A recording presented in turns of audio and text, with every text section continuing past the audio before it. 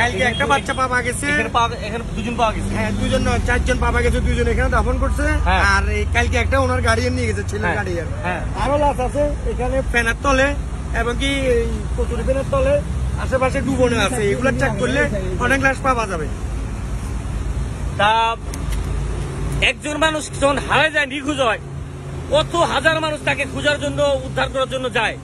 কিন্তু এইখানে এত মানুষ নিখোঁজ, কাউরে দেখতেছি না উদ্ধার কর্মী, কাউরে দেখতেছি না মানুষটাকে খুঁজে বের করার জন্য।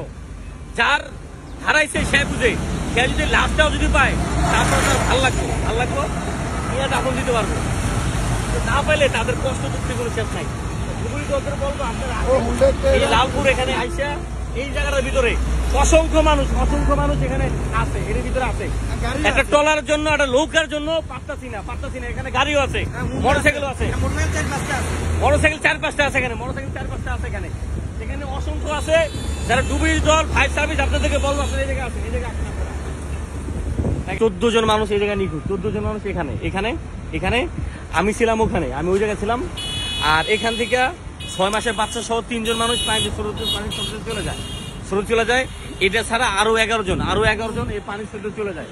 যেহেতু ওখানে গাছগাছালা আটকানো, তারা চিটাং থেকে আসতেছিল, পানির কারণে বাস থেকে নামাই দিছে, বাস যেতে পারে নাই, তারা কিন্তু এদিক দিয়ে হাইটে যেতেছিল।